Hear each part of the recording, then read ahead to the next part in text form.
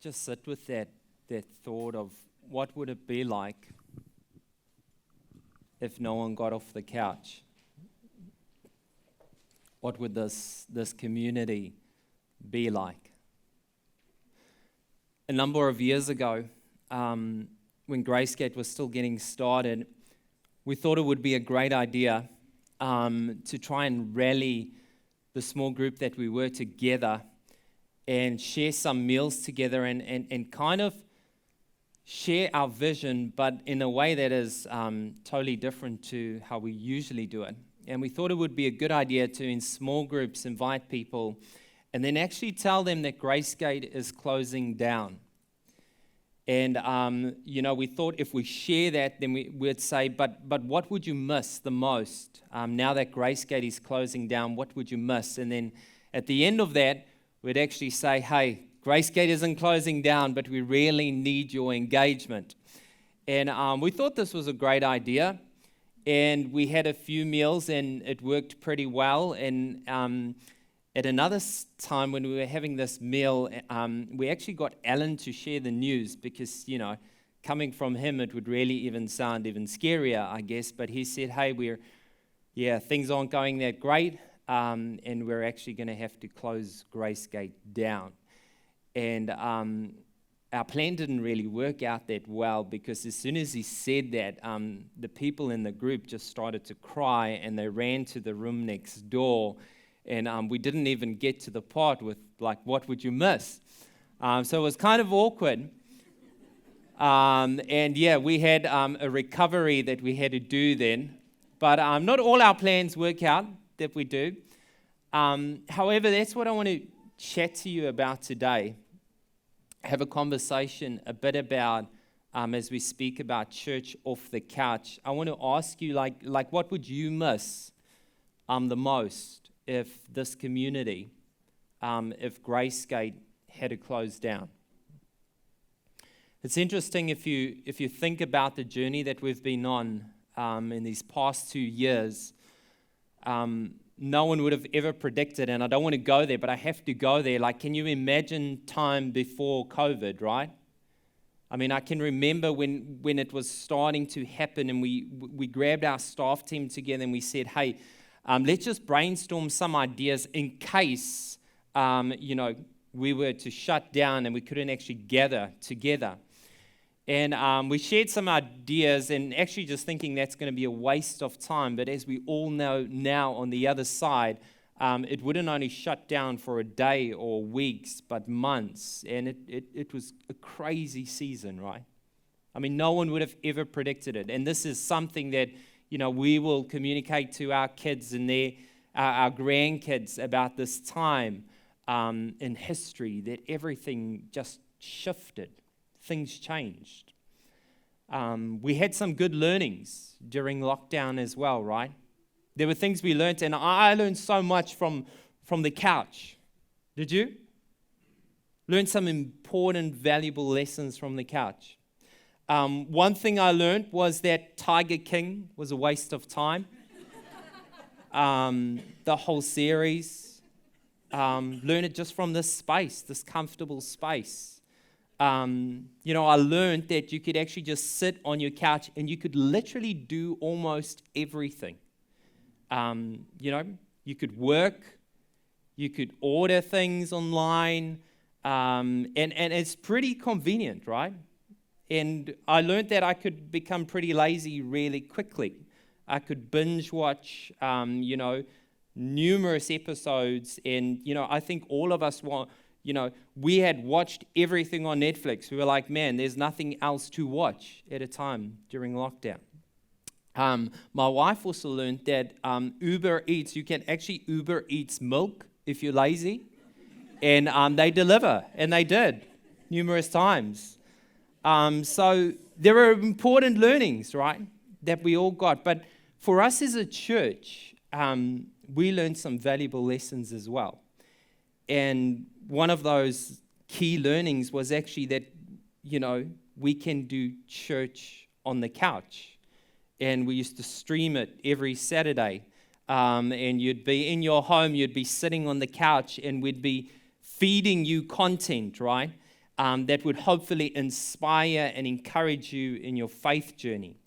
But one of the most important lessons and I think learnings that we had was we realized that church can happen outside of this building. That we really didn't need this building to be Grayscape.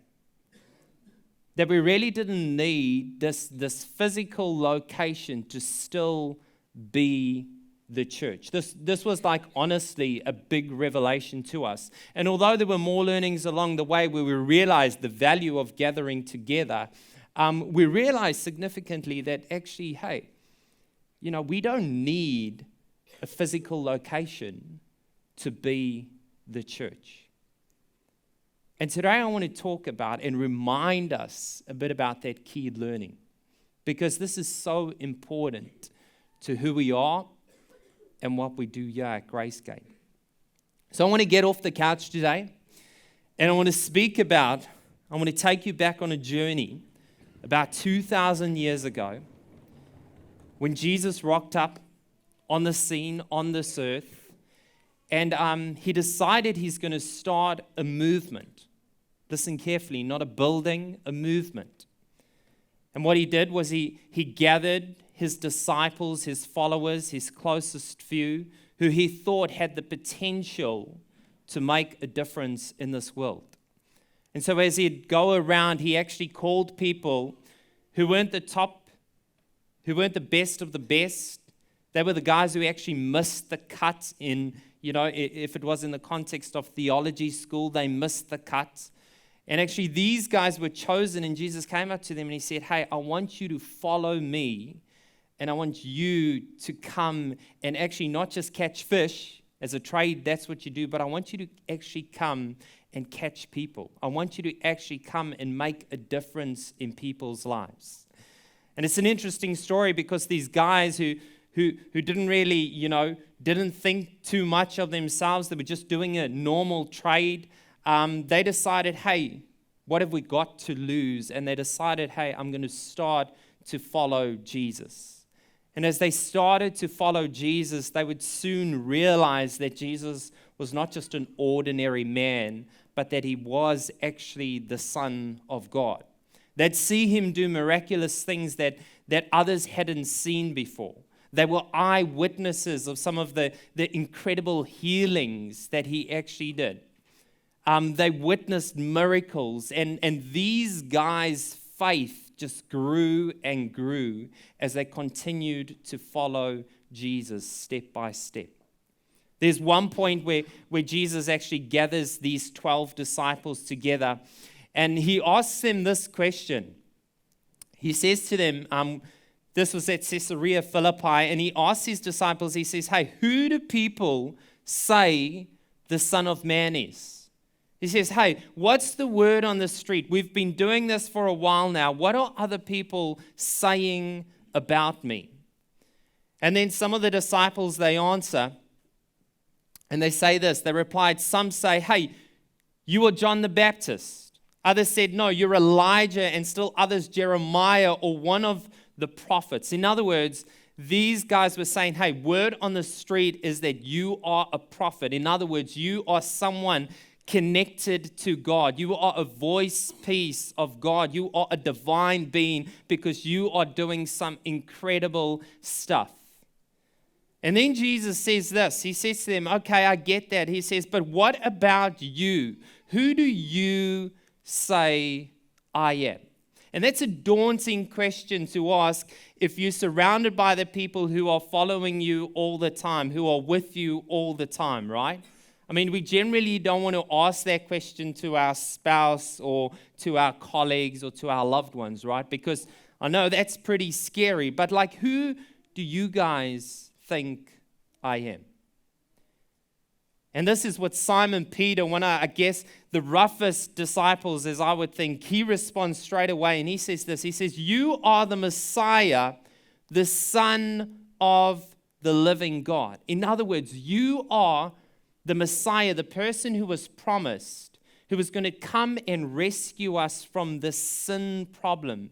You are the Son of God. And this is incredible that you have come and you are serving and you are journeying with us. And then Jesus says to him this. He says, "Blessed are you, Simon, son of Jonah, for this was not revealed to you by flesh and blood, but by my Father in heaven." In other words, man, the way you know this, Peter, is divine. This is communicated to you through God. He is helping you see the bigger picture of life. He's helping you realize the purpose of life, and He's helping you see who I truly am. And then Jesus says something so important and foundational for us as a community here at Gracegate. He says this. He says, "And I tell you that you are Peter, and on this rock I will build my church."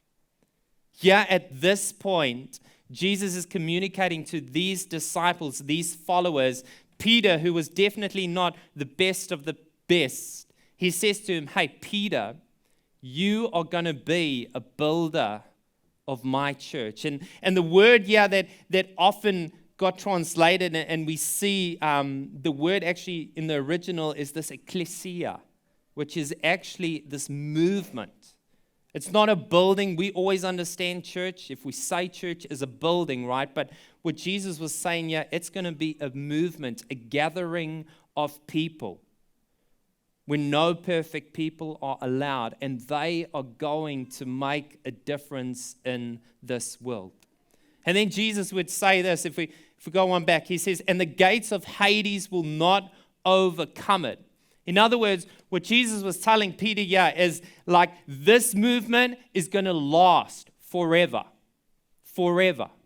This movement is going to last, and even death is not going to destroy it. I guess the disciples were just sitting around and probably they didn't even get what Jesus was saying here. What Jesus was saying here is he was prophesying what today we understand as church. He was saying that there's going to be a movement that is really going to last beyond these disciples, beyond even Jesus at that time. There's this movement that is going to last and is going to take over the world. And that's pretty much what happened. You know, even to the point that when Jesus was crucified on the cross, these 12 disciples who were with him all the time, guess what happened to them? They ditched him. They abandoned him, and they said, "Hey, guess what? He's probably not the Messiah." Peter, who said, "Hey, you are the Son of God," guess what? He was the guy who denied Jesus 3 times and said, "Oh, no, I don't know him, I don't know him, I don't know him." But then something significant happened.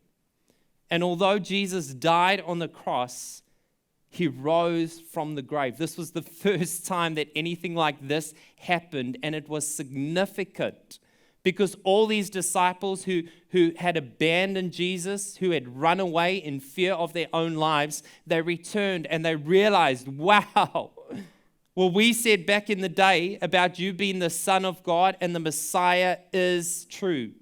They were eyewitnesses of it. That is true. And they started this movement.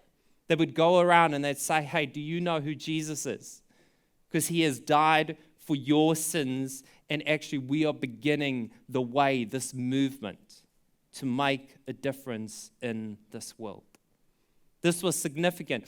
And it's crazy if you have this thought, because, you know, if you look back in history, this movement shouldn't have actually continued.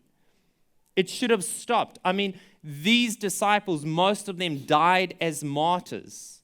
The Christians were persecuted for their belief and for their faith. And so really this movement should have actually stopped. It should have just been abandoned. And we shouldn't have even known the name of Jesus, right?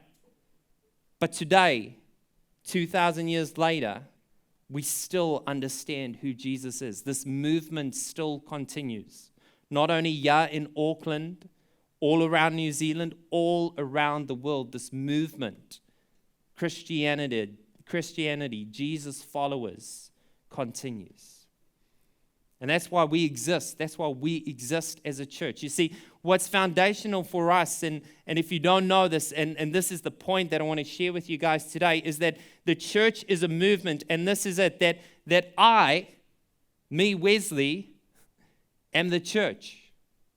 All right? I am the church. And not only am I the church, but guess what? You are the church. You are the church. And not only I, you, but guess what? We are what? The church, right? We are the church. And if we have to think of Gracegate, guess what? We are our church. We are our church. In other words, we are this church, this movement, a people who are putting their faith in Jesus and trusting Him and trying to make a difference in this world. You see, Gracegate exists for this sole purpose. This is kind of our mission statement that was written years ago, but echoes our heart and who we want to be. But it says, hey, Gracegate exists to what? Share God's love and saving grace with our community. The reason we exist, the reason, and maybe instead of putting Gracegate there, insert your name, all right? Insert your name then, because that's us, that's the church. We exist to actually share God's love and saving grace. And the reason we want to exist for that purpose is because we've experienced God's love and saving grace in our own lives. And we are like, man, because of the way He loves me, because of the purpose, and because I can let go of my past, that I have a bright future, hey, guess what? I want to share this with others. I want to share this with others. And then it says this with our community so that people become fully devoted followers of Jesus. And the reason we say fully devoted followers of Jesus is because we want to be a movement. We don't just want to be a church building, but we want to be following Jesus step by step. Sometimes we'll get it wrong. Sometimes we'll get it right. But as we follow Jesus, we will learn. And the whole reason we believe this is because we believe when we're following Jesus, our life is better. We'll be better off. We'll be better people to each other. We'll have a better peace inside of us. And we believe that it is better to follow Jesus.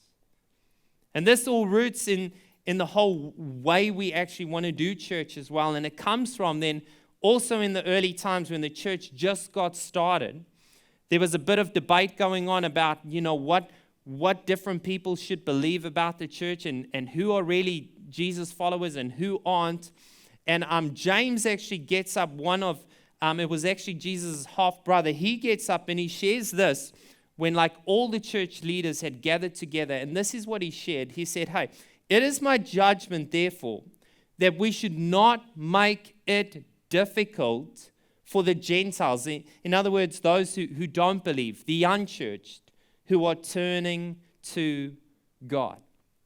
In other words, our vision here at Gracegate, the whole purpose we've built this place, the whole purpose we run these programs and environments is because we do not want to make it difficult for anyone who is turning to God. And that's why we have these sayings, hey, no perfect people are allowed. You don't have to believe to belong. Because we want to break down all the walls and all the damage that some of the early churches have actually done in the context or in the name of Christianity. And in other words, we want to be actually a church that is known for what we're actually for, not for what we're against. And so there's some core values that we believe here at Gracegate. And when I say we, guess what I'm saying? You and I, right? If we're the church, we try and live out these values. So we hold these values high. And we got 3, and the first one is we value belonging, all right? We really value belonging. And we've tried to, if you've been around here, you've heard this over and over again. But you know what? We can drift. It's easy for us to drift. We can just say these words and not actually really live them out or value them. And so we value belonging, and that means that, everyone is welcome. Doesn't matter about your past, doesn't matter about your week, doesn't matter, what your faith background is, that you are welcome in this space and you are accepted. And we actually want to befriend you. And that we want to create a space that is actually safe for you, that you can actually come and you don't feel threatened in the context of faith. And so this is, one of our core values. And guess what? The way we live this out is each one of us practicing this. One of the things we have here at Gracegate is our move man. You'll see him up here everywhere. But that is a definition for us to, hey, I want to actually move across the room and help someone to feel like they belong here. I want to move across the community and help someone to actually feel like they belong, that they matter, that they are valued. And the second core value we have is we value discovering. And that is why each week we actually gather here and we actually have a teaching. And every single week we have a teaching out of the Bible, because we believe that that's kind of our guide to understand not only God, but also to understand ourselves better, where we fit in life. This value is also that, we have a teachable spirit, that we have this open posture, that we don't know everything there is about God, and that we're all on a journey to find and discover more about ourselves and about God. And then our third value is that we value engaging, all right? We value engaging. And I think this is, all three of these are so important, but I think this one is where we're at currently in this season.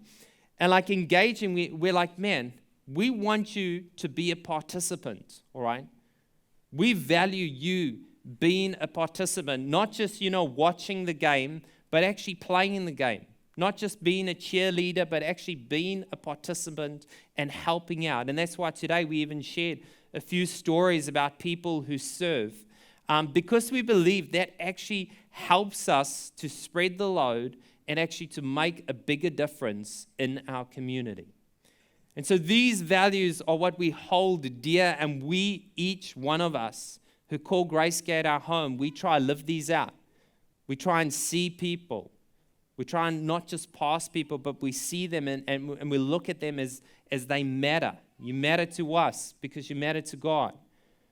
We try and discover more about God. We get in groups so that we can learn more about ourselves and about God. We hold each other accountable. And most importantly, we value engaging. Unfortunately, where we are today is we're finding ourselves in a bit of a tension in the context of faith and in the context of us being a movement.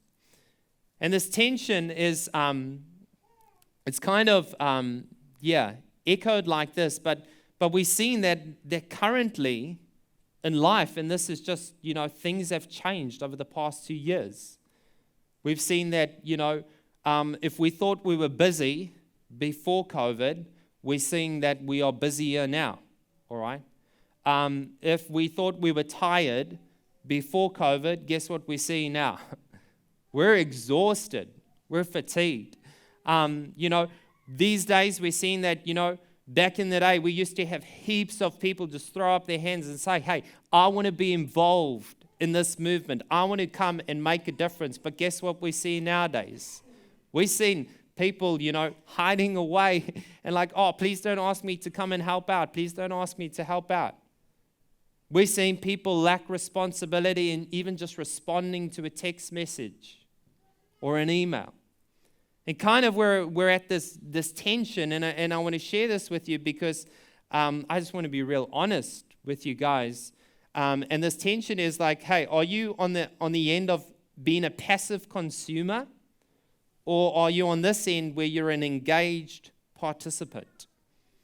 And our heart and what we value is like we would value you to be an engaged participant, because that's what we think is going to be best for you, but also for our vision and how we actually make a difference in this world.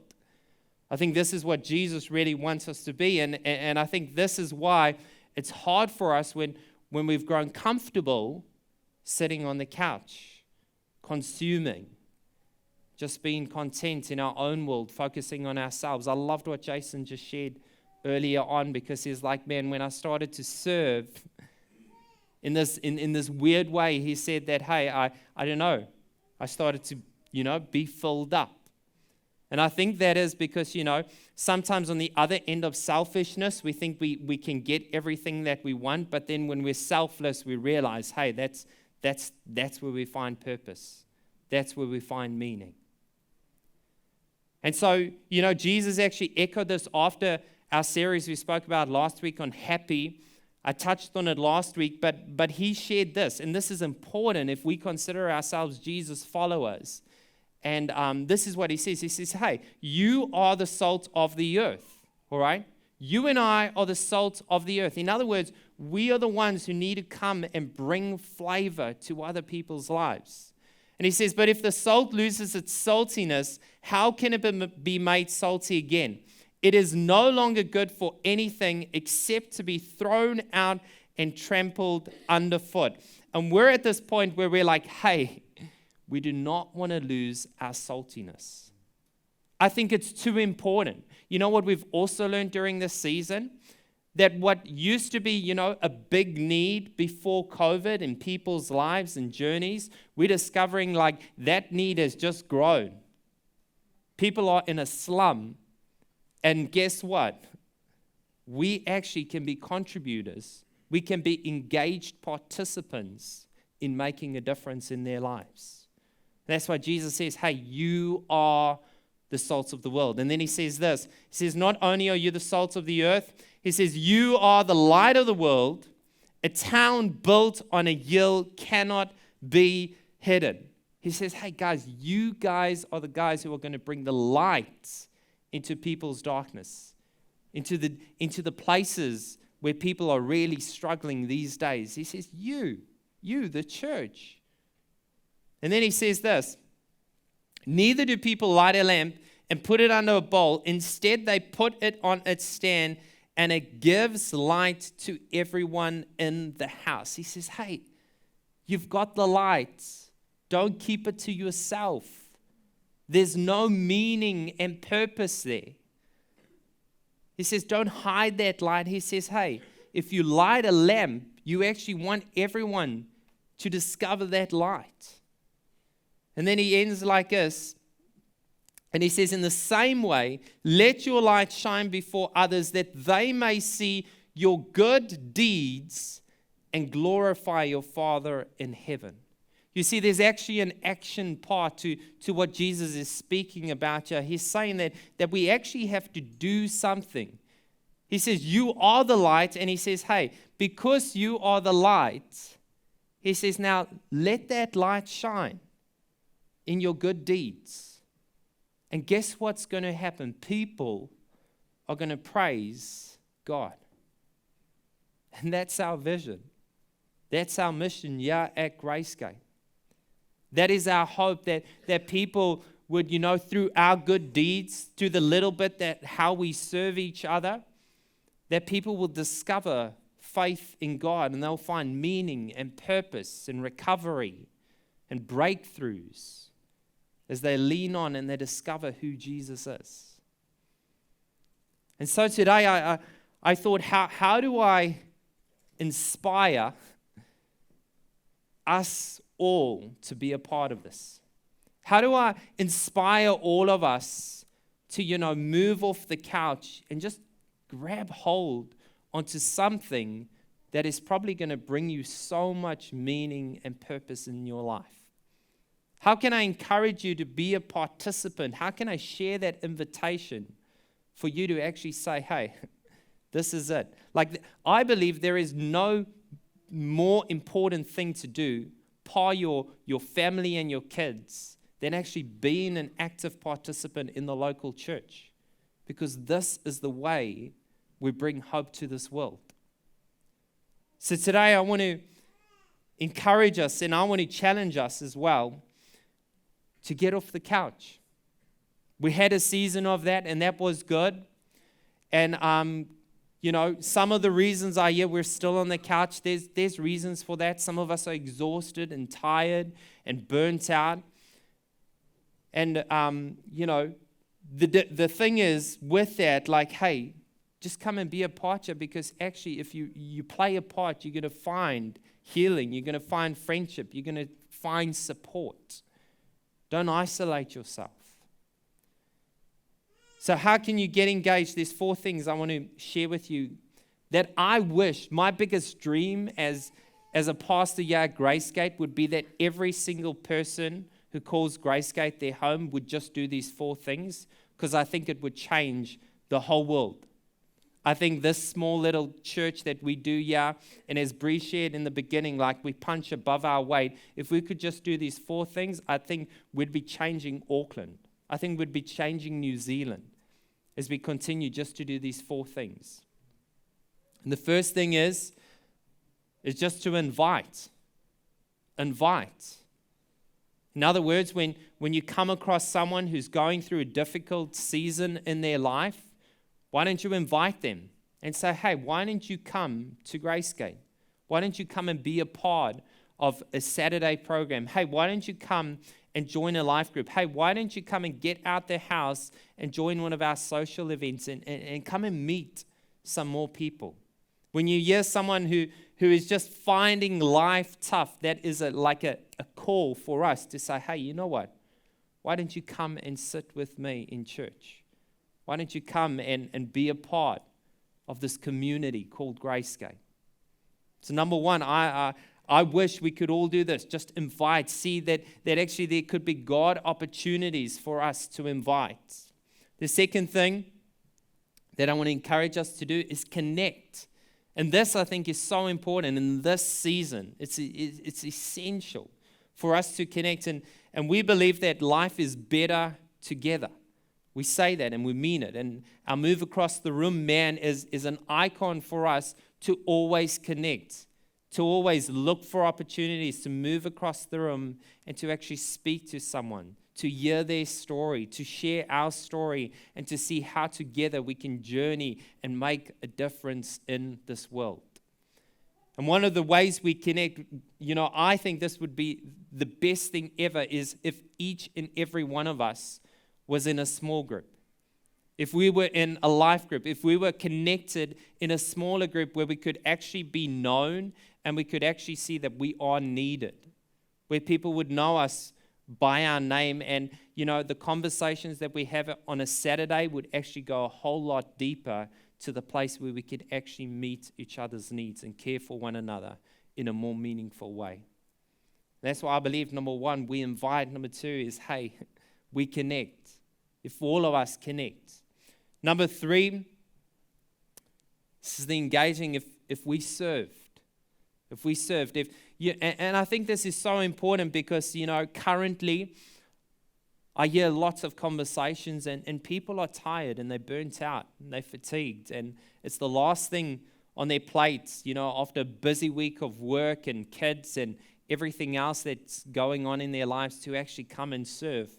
But on the other flip side of that is everybody still wants this community. Everybody still wants all the programs. Everyone still wants these life-changing environments that help each of us.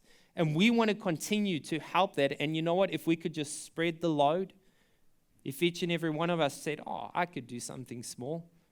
I could help out. I could, push a button at the back for the lyrics. I could welcome someone on a Saturday. Hey, I could come and help out during the week. Hey, I could go and visit that person or speak to them or give them a call and encourage them as we serve. Imagine if each and every one of us could buy into this and serve. And the last thing is we give. And that's essential to actually make this movement continue to thrive and continue to last and actually hopefully leave a legacy beyond ourselves. Paint the way forward for the next generation, for our young people, because everything actually costs money. Believe it or not, but everything, all the programs that we run actually costs money. And unfortunately, there's only a small percentage of people who think, that this is important and that, I can give. But imagine Imagine if each of us could just give a little of our finances to make a difference. You know, if I had to ask you a question today, like, have you been blessed? Are you grateful in some way for Gracegate and what Gracegate has done for you through your life? And if that is you, then I would share, hey, why wouldn't you contribute something even small? Because every little bit will make a difference, and it will pave the way for everyone who's following us. We don't often speak about this because, one of the things, is that we believe is, sometimes churches go over the top when they speak about finances, right? But we believe that actually the only way you can do stuff is actually when you give. And not only that, but hey, don't you want to be a blessing to others? So there's 4 things I honestly believe will help shift us off the couch from comfortable, from maybe consumer to actually engaged participants. And that is, hey, let's invite others.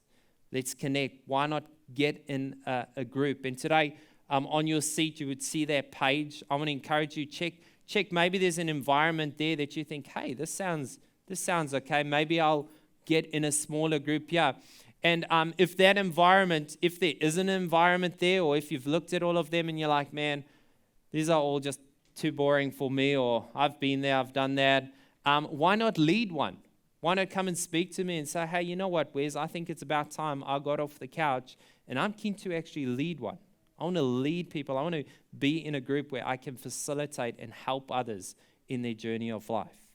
So we connect, we serve, and a way that you can get connected in serving is if you just go to the Next Steps desk after this, you can fill out a Connect card and you can say, hey, I'm interested. I've got hands, I've got a heart, I've got a pulse, I can do something, and I'm willing to do something. I know all of us are busy. We're spending our time on so many things, but why not consider investing your time in something that can make a significant difference? All these 4 things that I've just shared, the reality is we're still going, right? We're still doing church each week. We've still got all our programs functioning throughout the week. And you know what that means? You know what that means? It means that people are engaged. It means that there are people who are inviting. There are people who are serving. There are people who are giving. There are people who are, what was the last one? Connecting, right? Because we're still going. And if that's you today, I just want to say a huge thank you. Thank you for showing up. Thank you for doing the small things that sometimes seem insignificant, but actually they play such a pivotal role in making a difference in people's lives. And I say this with my heart full because in reality, each and every day I come across people who are in our community whose lives are being transformed, who are coming from places of brokenness to healing. People's lives who have been chained and they don't see any way out. And through some of the programs that we're offering, they're finding freedom. They're finding hope. They're finding their voice. They're finding purpose. They're finding true meaning. And for that, I want to thank you for doing what you do to help us continue the movement of the church. And on the other side, today, if you're worn out, if you're kind of burnt out, if you're tired, my invitation to you is to just come to Jesus. He shares this and he says, hey, are you tired? Are you worn out? Are you burnt out on religion? Maybe doing the same thing over and over and over again, and you're just like, man, is this even making a difference? Really, is it? Not seeing any results? He says, hey, come to me, get away with me, and you'll recover your life. I'll show you how to take a real rest. I love this, that there is so much healing and meaning as we follow Jesus. There is like real rest. Rest that will, fill us up and not just take us back to the couch or back to the bed as we lean into who Jesus is. It goes on and it says this: walk with me and work with me. Watch how I do it. Learn the unforced rhythms of grace. And I love this. Learn the unforced rhythms of grace. Hey, today as I even spoke, I hope you're not feeling guilty, because that's not my aim. Because grace isn't forced on us, but it's a gift. It's a gift that is there for us. And that's honestly what I hope you'll see, is that there is a gift that you could reach out to, and it will radically shift not only your life, but others' lives. He says, hey, learn the unforced rhythms of grace. I won't lay anything heavy or ill-fitting on you. And it ends like this. If we go to the next slide. Keep company with me, and you'll learn to live freely and lightly. You see, the whole reason I think Jesus initiated the church right in the beginning was because he knows what we need. He knows us better than we know ourselves. And he says there, keep company with me and you'll learn to live freely and lightly. And I believe that each one of us is the body of Christ. And as we connect with each other, as we serve with each other, as we give with each other, as we love on each other, we actually experience a life of meaning and purpose it's freeing, it's light, it's not heavy.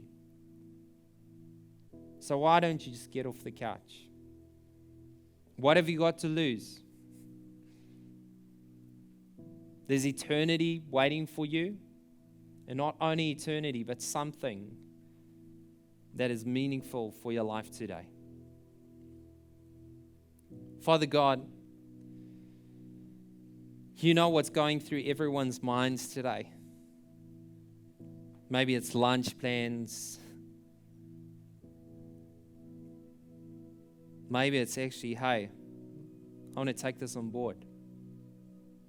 Maybe today, as we begin the second half of this year, I want to get out of my comfort zone. I want to actually go deeper. If Jesus is the real deal, then I want to take my next step in following him. And God, I pray that you will speak to us personally today. You know us individually. You know what's on our mind. You know what's the needs that we're wrestling with. And I pray, God, that you would just fill those needs, that you would use each one of us to fill those needs. God, I pray for the future of this community. God, I pray that we would, just continue to hear stories of recovery, to hear stories of how Jesus was a chain breaker, to hear stories of our young people of finding their meaning and purpose in life and not going off track, to hear stories of faith and hope and love. And God, I pray that you can use each and every one of us to be catalysts in that.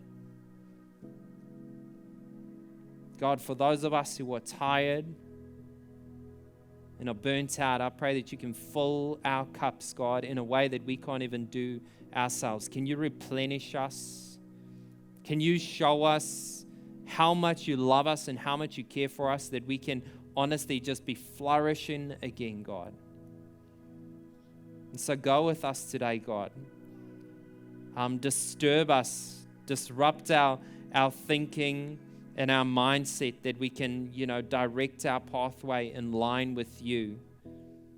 And we can see the difference that you make in our life. This is our prayer today, trusting in who Jesus is. Amen.